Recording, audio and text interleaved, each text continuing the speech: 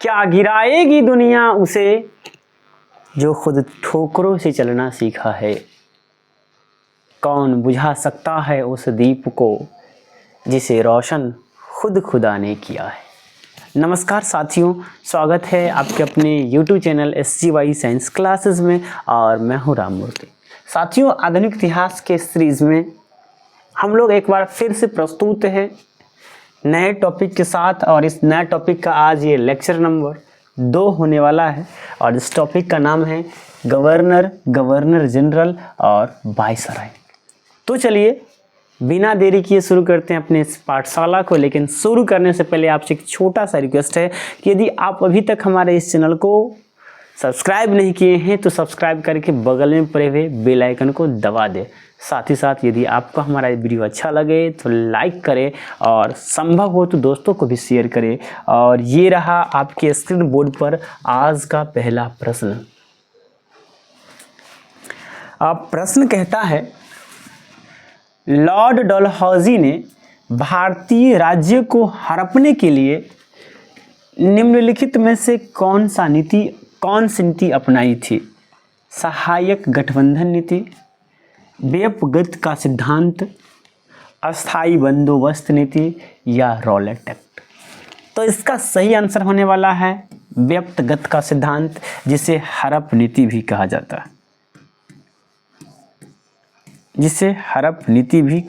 है।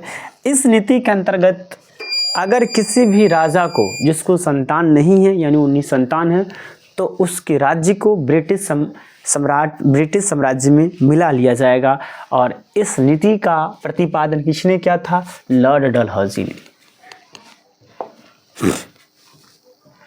अगले प्रश्न की ओर हम लोग चलते हैं और अगला प्रश्न ये रहा आपके स्क्रीन बोर्ड पर।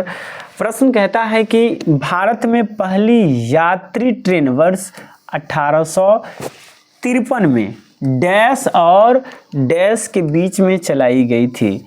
पुणे से थाने, पुणे से गोवा, बम्बई से थाने या बम्बई से पुणे। बताइए किसके बीच चलाया गया था? बताइए, बम्बई से थाने चलाया गया था ना। चलिए अगले प्रश्न की ओर चलते हैं, लेकिन इससे पहले इसका डिस्कशन बोर्ड पर है। कहता है कि भारत में पहली यात्री ट्रेन 16 अप्रैल 1853 में बम्बई से थाने के बीच चलाई गई थी।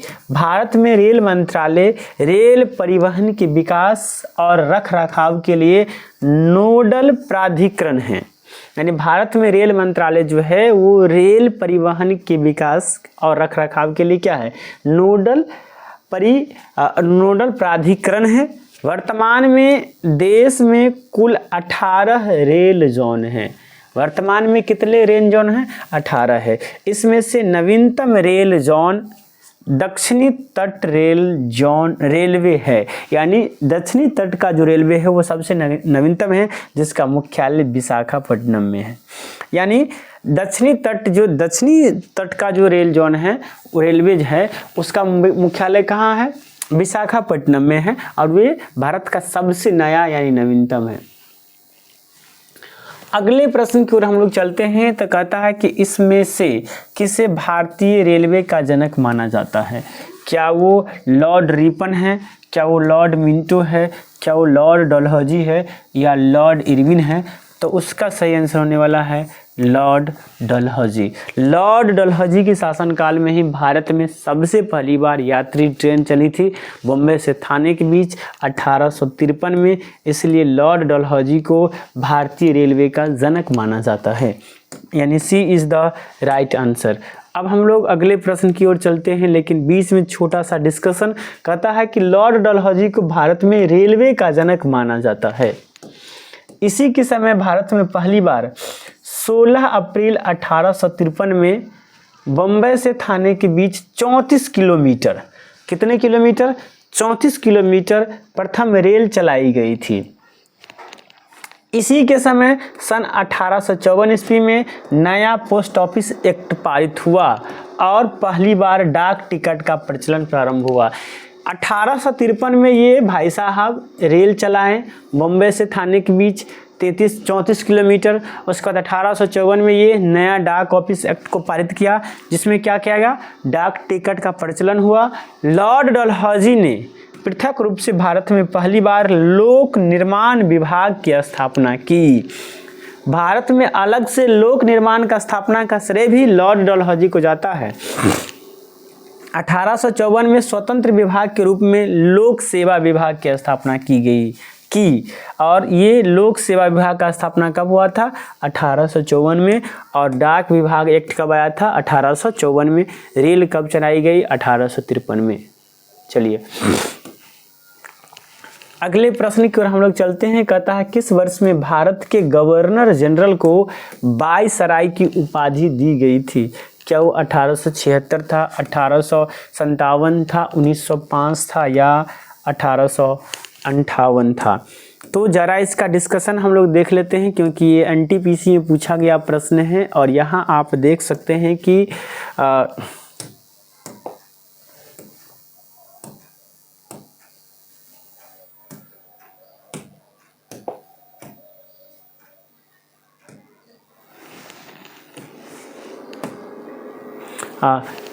वर्ष 1858 में भारत के गवर्नर जनरल को वायसराय की उपाधि भारत सरकार अधिनियम 1858 के तहत दी गई। यानी 1858 के जो भारत सरकार अधिनियम था, उसी के अंतर्गत भारत के गवर्नर जनरल को अब भारत के वायसराय की उपाधि दी गई। कहता है कि इससे पूर्व ब्रिटिश भारत के क्षेत्रों में प्रशासकों के रूप में उसे गवर्नर जनरल कहा जाता था, और 1858 से पहले उसे क्या कहा जाता था, गवर्नर जनरल कहा जाता था। जबकि देसी रियासतों और राजाओं के लिए ब्रिटिश सम्राट के प्रतिनिधि के रूप में वह वायसराय कहलाता था। इससे पहले जो जहाँ ब्रिटिश सम्राट है, ब्रिटिश भारत में जो ब्रिटिश क्षेत्र है, वहाँ वो गवर्नर जनरल कहलाता था, और जहाँ पर रियासत है, देसी रियासत है या राजाओं के हैं, वहाँ पर ब्रिटिश सम्राट के प्रतिनिधि के रूप में वो वायसराय कहलाता था। लेकिन भारत का प्रथम वायसराय लॉर्ड कैनिंग को नियुक्त किया गया, और 1958 में पूरी तरह से, चाहे वो ब्रिटिश साम्राज्य हो, यानी भारत के ब्रिटिश साम्राज्य का क्षेत्र हो या देसी रियासत हो या राजाओं का कोई राज्य हो, अब पूरी जगह उसे वायसराय ही कहा गया। कब? 1858 में। इस प्रकार से भारत का पहला वायसराय लॉर्ड कैनिंग था। कौन था? लॉर्ड कैनिंग था। अब हम लोग अगले प्रश्न की ओर चलते हैं, और अगला प्रश्न ये रहा आपके स्क्रीन बोर्ड पर। कहता है कि 1947 में 1947 से भारत के स्वतंत्र होने के समय ब्रिटिश भारत का वायसराय कौन था? ब्रिटिश भारत का वायसराय कौन था? Lord Willingdon, Lord Willingdon, Lord Mountbatten, Lord Linlithgow या लॉर्ड इरविन। तो जिस समय भारत स्वतंत्र हुआ था, उस समय भारत का वायसराय था लॉर्ड माउंटबेटन। यही माउंटबेटन योजना लाया था, जिसके तहत भारत का विभाजन हुआ था। यहाँ आप देख सकते हैं कि लॉर्ड माउंटबेटन भारत के अंतिम वायसराय और स्वतंत्र भारत के बाद देश का पहला गवर्नर जनरल थे। भारत का अंतिम वायसराय लॉर्ड माउंटबेटन, और आज़ादी के बाद भारत का पहला गवर्नर जनरल भी लॉर्ड माउंटबेटन ही रहा। मार्च 1947 ईस्वी में लॉर्ड माउंटबेटन को भारत का वायसराय नियुक्त किया गया था, और उन्होंने भारत और पाकिस्तान में ब्रिटिश भारत के विभाजन की अध्यक्षता की। और उन्होंने क्या किया? भारत और पाकिस्तान में ब्रिटिश भारत के विभाजन की अध्यक्षता की। जून 1948 तक वह इस पद पर रहे। कब तक रहे? जून 1948 तक। इसके पश्चात चक्रवर्ती राजगोपालाचारी को नियुक्त किया गया, जो स्वतंत्र भारत के प्रथम और अंतिम भारतीय गवर्नर है। मतलब ये कब तक रहे? जून 1948 तक। कब तक रहे ये? जून 1948 तक स्वतंत्र भारत के गवर्नर जनरल रहे।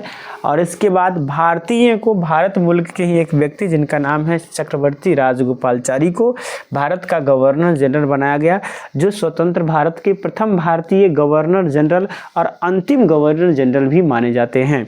यानी स्वतंत्र भारत के अंतिम गवर्नर जनरल अगर कोई भारतीय है तो वो सी राजगोपालाचारी जी है। और स्वतंत्र भारत के प्रथम भारतीय गवर्नर जनरल जो है वो सी राजगोपालाचारी जी है। कहने का मतलब है कि भारत जब आज़ाद हुआ तो लॉर्ड माउंटबेटन के बाद सिर्फ एक भारतीय को गवर्नर जनरल बनाया गया और वो थे सी राजगोपालाचारी। उसके बाद गवर्नर जनरल का पद ही खत्म कर दिया गया। चलिए अब हम लोग अगले प्रश्न की ओर चलते हैं और अगला प्रश्न ये रहा आपके स्क्रीन बोर्ड पर। और देखिए ये तो सब आदमी जानते होंगे कौन भारत के अंतिम गवर्नर जनरल कौन थे, तो ये थे चक्रवर्ती राजगोपालाचारी, जो जून कब बने थे, जून 1948 में किसके बाद बने थे, लॉर्ड माउंटबेटन के बाद ये बने थे। ये स्वतंत्र भारत के प्रथम भारतीय गवर्नर जनरल और भारत के अंतिम गवर्नर जनरल के रूप में भी ये कार्य किए हैं। चलिए अब हम लोग अगले प्रश्न की ओर चलते हैं और यहाँ आप देख सकते हैं कि स्वतंत्र भारत के गवर्नर जनरल कौन थे, तो ये थे कौन, लॉर्ड माउंटबेटन, जो 1948 तक, जून 1948 तक भारत के गवर्नर जनरल रहे और इसके बाद सी राजगोपालाचारी को भारत का गवर्नर जनरल बनाया गया। अगले प्रश्न की ओर चलते हैं और आप यहाँ पर देख सकते हैं कि भारत के गवर्नर जनरल के रूप में लुईस माउंटबेटन की जगह किसने ली थी? क्या वो पंडित जवाहरलाल नेहरू थे, क्या वो सरदार भाई वल्लभ पटेल थे, डॉक्टर राजेंद्र प्रसाद थे या सी राजगोपालाचारी थे? और ये प्रश्न NTPC 4 अप्रैल 2016 के फर्स्ट शिफ्ट स्टेज फर्स्ट में पूछा गया है। बताइए क्या होगा इसका सही आंसर। तो इसका सही आंसर क्या हो जाएगा, सी राजगोपालाचारी। ये कब बने थे, जून 1948 में। कब बने थे, जून 1948 में। लॉर्ड माउंटबेटन के बाद यही बने थे भारत का गवर्नर जनरल। ये भारत के अंतिम गवर्नर जनरल भी माने जाते हैं। अगले प्रश्न की ओर चलते हैं और अगला प्रश्न ये रहा आपके स्क्रीन बोर्ड पर। प्रश्न कहता है कि आज़ादी के बाद कौन भारत का गवर्नर जनरल बना रहा? क्या वो लुईस माउंटबेटन है, क्या वो आर्चिबाल्ड बावेल है, क्या वो विक्टर होप है या फ्रीमैन थॉमस है? तो वो लुईस माउंटबेटन है। भारत के अंतिम ब्रिटिश मुल्क के जो गवर्नर जनरल है वो लुईस माउंटबेटन को माना जाता है। इसके बाद भारतीय मुल्क के सी राजगोपालाचारी जी बने थे। अगले प्रश्न की ओर चलते हैं और अगला प्रश्न ये रहा आपके स्क्रीन बोर्ड पर। कहता है कि भारतीय संविधान के अस्तित्व में आने से पहले डैश भारत का आखिरी गवर्नर जनरल था? क्या वो चक्रवर्ती राजगोपालाचारी थे या विस्काउंट माउंटबेटन थे या डॉक्टर राजेंद्र प्रसाद थे या विस्काउंट बावेल थे? तो वो सी राजगोपालाचारी यानी चक्रवर्ती राजगोपालाचारी जी थे, जो भारत के संविधान बनने से पहले तक गवर्नर जनरल के रूप में भारत में थे। अगला प्रश्न कहता है कि उस गवर्नर जनरल का नाम बताइए जिन्होंने पारामाउंटसी नामक नीति का आरंभ किया था। क्या वो लॉर्ड वेलेंसली थे, क्या वो लॉर्ड डलहौजी थे, क्या वो लॉर्ड कॉर्नवालिस थे या लॉर्ड हेस्टिंग थे? कौन थे वो? तो लॉर्ड हेस्टिंग थे। देखिए यहाँ पर आप देख सकते हैं कि लॉर्ड हेस्टिंग जो 1813 से लेकर के 1823 तक गवर्नर जनरल के पद पर रहे, द्वारा सर्वोपरि यानी पारामाउंटसी की एक नीति शुरू की गई थी। किसके द्वारा? लॉर्ड हेस्टिंग के द्वारा। कंपनी ने दावा किया था कि उसका अधिकार सर्वोपरि या सर्वोच्च है, इसलिए उसकी शक्ति भारतीय राज्यों की तुलना में अधिक थी। अपने हितों की रक्षा के लिए किसी भी भारतीय साम्राज्य को अपने कब्जे में लेना या धमकी देने के लिए यही उचित था। सर्वोपरि की नीति उत्तम नीति थी और ये नीति लॉर्ड हेस्टिंग ने शुरू किया था। कंपनी का मानना था कि जो गवर्नर जनरल जो होते हैं वो सबसे ऊंचे यानी सर्वोच्च होते हैं और वो अपने हित की रक्षा के लिए किसी भी भारतीय राज्य को कब्जा कर सकते हैं या उसे धमकी दे सकते हैं, और इसीलिए सर्वोपरि की नीति लॉर्ड हेस्टिंग ने लाया था, यानी डी इसका सही आंसर हो जाता है, लॉर्ड हेस्टिंग। अब अगले प्रश्न की ओर हम लोग चलते हैं और अगला प्रश्न ये रहा आपके स्क्रीन बोर्ड पर। कहता है कि इनमें से कौन सा सुधार आंदोलन 1829 में लॉर्ड विलियम बेंटिंग के कार्य के दौरान हुआ था? क्या वो सती प्रथा प्रतिषेध था, क्या वो व्यक्तिगत सिद्धांत था, क्या वो विधवा विवाह था, या मार्लो मिंटो सुधार था? तो ये व्यक्तिगत सिद्धांत तो कौन लाया था? लॉर्ड डलहौजी लाया था। यहाँ पर अगर हम बात करते हैं तो यहाँ पर आप देख सकते हैं कि लॉर्ड विलियम बेंटिंग का भारत के गवर्नर जनरल के रूप में कार्यकाल 1828 से 1835 तक था। 1829 के नियम 17 के द्वारा सती प्रथा पर प्रतिबंध लगा दिया गया। प्रारंभ में यह कानून केवल बंगाल प्रेसिडेंसी में लागू किया गया। 1830 में इसे बॉम्बे एवं मद्रास प्रेसिडेंसी में भी लागू किया गया। इनके कार्यकाल के दौरान सती प्रथा का अंत, सरकारी सेवाओं में भेदभाव का अंत, अंग्रेजी को शिक्षा का माध्यम बनाना आदि कार्य किए गए। बेंटिंग ने सर्वप्रथम संभागीय अनुयुक्तियों की नियुक्ति की। यानी इस प्रकार से जो आप देखेंगे तो यानी विलियम बेंटिंग का जो मुख्य कार्य है वो सती प्रथा का प्रतिषेध है। इन्होंने सती प्रथा को क्या किए थे? हटाए थे। साथ ही साथ इन्होंने शिक्षा के माध्यम को अंग्रेजी बनाए थे। इसके अलावे इन्होंने क्या किए थे? ये जो सरकारी सेवा में जो भेदभाव है इस पर भी वे रोक लगाए थे। ये प्रथा, सती प्रथा सबसे पहले केवल बंगाल प्रेसिडेंसी में लागू किया गया था। बाद में इसे बॉम्बे और मद्रास प्रेसिडेंसी में भी लागू किया गया। अगले प्रश्न की ओर चलते हैं हम लोग और अगला प्रश्न ये कहता है कि भारत का पहला वायसराय कौन था? तो भारत का पहला वायसराय जो है वो लॉर्ड कैनिंग था। कौन था? लॉर्ड कैनिंग था। आपको पता है कि जब भारत में गवर्नर जनरल के पद को हटा करके वायसराय का पद बनाया गया तो उस समय में भारत का पहला वायसराय लॉर्ड कैनिंग को माना गया और ये 1856 से 1862 तक वायसराय के रूप में कार्य किए। भारत सरकार अधिनियम 1858 के तहत भारत के गवर्नर जनरल का नाम बदल करके भारत का वायसराय कर दिया गया था। 1857 के विद्रोह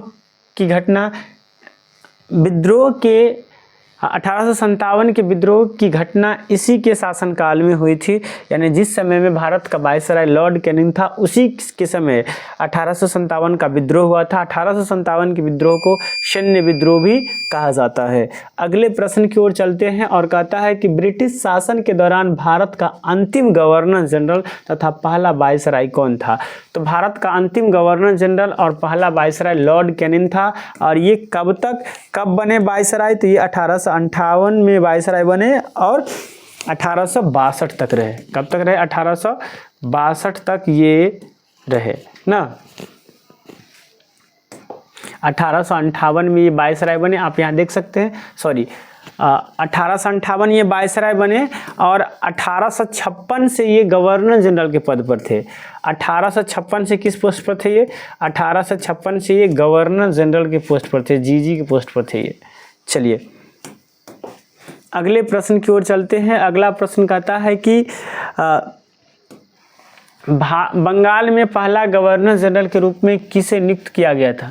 क्या वो विलियम बेंटिंग थे, क्या वो वेरिंग हेस्टिंग थे, क्या वो लॉर्ड मेयो थे या रॉबर्ट क्लाइव थे? बताइए बंगाल का पहला गवर्नर जनरल कौन था? तो आप जब इसे देखेंगे तो यहाँ लिखा है कि रेगुलेटिंग एक्ट 1773 के तहत वेरिंग हेस्टिंग को बंगाल का पहला गवर्नर जनरल जो 1773 से 1785 तक थे नियुक्त किया गया। वह बंगाल का अंतिम गवर्नर भी था। बंगाल का अंतिम गवर्नर और बंगाल का पहला गवर्नर जनरल ये रॉबर्ट क्लाइव को माना जाता है। किसे माना जाता है? रॉबर्ट क्लाइव को माना जाता है। बंगाल का अंतिम गवर्नर और बंगाल का पहला गवर्नर जनरल रॉबर्ट क्लाइव को माना जाता है। अगले प्रश्न की ओर हम लोग चलते हैं और अगला प्रश्न ये रहा आपके स्क्रीन बोर्ड पर। कहता है कि 1848 और 1856 के बीच भारत के गवर्नर जनरल कौन था? क्या वो लॉर्ड डलहौजी था? क्या वो लॉर्ड वेरिंग हेस्टिंग था? क्या वो लॉर्ड विलियम बेंटिंग था या लॉर्ड मिंटो था? कौन था बताइए? तो आपको पता होगा कि ये उस टाइम में कौन था? लॉर्ड डलहौजी था। इसी के शासनकाल में 1853 में पहले यात्री ट्रेन की शुरुआत की गई। 1854 में डाकघर की नई नीति शुरू की गई। तो उस टाइम में कौन था? गवर्नर जनरल भारत का लॉर्ड डलहौजी था। इसी ने हड़प की नीति शुरू किया। यहाँ पर आप देख सकते हैं, इधर कुछ गवर्नर जनरल है और इधर उनके कार्यकाल है। अगर हम लोग लॉर्ड डलहौजी की बात करें तो ये 1848 से लेकर के 1856 तक है। लॉर्ड वेरिंगस्टन की बात करें तो 1774 से लेकर के 1785 के बीच है। लॉर्ड विलियम बेंटिंग की बात करें तो ये 1828 से लेकर के 1835 के बीच है। और लॉर्ड मिंटो की बात करें तो ये 1807 से लेकर के 1813 के बीच माने जाते हैं। चलिए अब हम लोग अगले प्रश्न की ओर चलते हैं और यहाँ आप देख सकते हैं, कहता है कि इनमें से किसे भारत में सिविल सेवाओं के जनक कहा जाता है? जनक के रूप में माना जाता है। क्या वो चार्ल्स कॉर्नवालिस है? क्या वो महात्मा गांधी है? क्या वेरिंगस्टीन है? या रॉबर्ट क्लाइव है? किसे सिविल सेवा के जनक माना जाता है? तो आप जब इसे पढ़ेंगे तो आपको पता चल जाएगा कि ब्रिटिश राज्य के दौरान वेरिंगस्टीन ने सिविल सेवा की नींव रखी। यानी ब्रिटिश राज्य के दौरान ही वेरिंगस्टीन ने भारत में सिविल सेवा की नींव रखी थी और चार्ल्स कॉर्नवालिस ने इसमें सुधार, आधुनिकीकरण और युक्ति संगत बनाया था। इसलिए चार्ल्स कॉर्नवालिस को भारत में सिविल सेवा के जनक के रूप में जाना जाता है। किसे? चार्ल्स कॉर्नवालिस को। अगर नींव रखने की बात आएगी तो वेरिंगस्टीन, लेकिन सुधार किया, उसकी नियुक्ति की प्रक्रिया का आधुनिकीकरण किया, तो इसमें कॉर्नवालिस आ जाता है ना। ए इसका सही आंसर हो जाता है। अब हम लोग अगले प्रश्न की ओर चलते हैं। अगला प्रश्न कहता है कि लॉर्ड क्लाइव भारत से इंग्लैंड अंततः कब लौटा? क्या वो 1766 में, 1775 में, 1765 में, 1767 में या 1764 में? बताइए लॉर्ड क्लाइव कब भारत लौटे थे? तो यहाँ पर जब आप देखेंगे तो आपको पता चल जाएगा कि Lord Clive east India company में एक क्लर्क बनकर भारत आया था। एक किरानी बनकर वो भारत आया था और अपने कार्य कुशलता के बल पर 1856 में बंगाल का गवर्नर बना।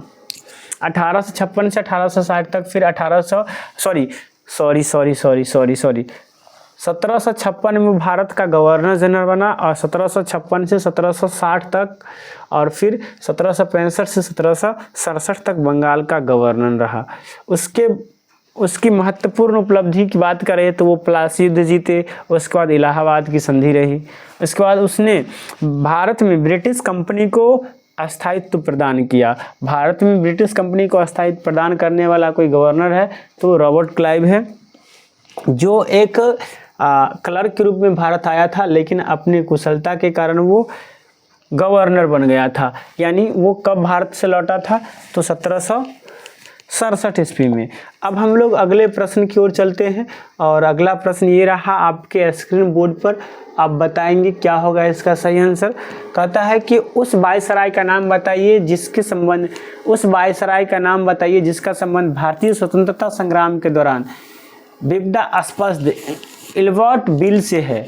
क्या वो लॉर्ड मियो है? क्या वो लॉर्ड रिपन है? क्या वो लॉर्ड लैंसडाउन है या लॉर्ड डफरिन है? कौन है जिसका संबंध इल्बर्ट बिल से है? तो यहाँ जब आप देखेंगे तो यहाँ पर स्पष्ट लिखा गया है कि 1880 में लॉर्ड रिपन भारत का वायसराय बनकर आया था। 1881 में प्रथम कारखाना अधिनियम पारित हुआ, जिसमें 7 वर्ष से कम उम्र के बच्चों को काम करने पर प्रतिबंध लगा दिया गया। 7 से 12 वर्ष की आयु के बच्चे के कार्य करने के 9 घंटे निर्धारित किए गए। रिपन ने 1881 में सर्वप्रथम नियमित जनगणना करवाई। यानी सबसे पहले भारत में जनगणना कब हुआ था? 1881 में। और भारत में सबसे पहले जनगणना कराने वाले व्यक्ति कौन थे? लॉर्ड रिपन थे। और उस समय भारत की जनसंख्या कितनी थी? 254 मिलियन। कितना था? 254 मिलियन, यानी 254 मिलियन यानी कुछ इतने, यानी क्या कह सकते हैं इसे, 25 करोड़ 40 लाख कुछ जनसंख्या था उस समय भारत का। कहता है कि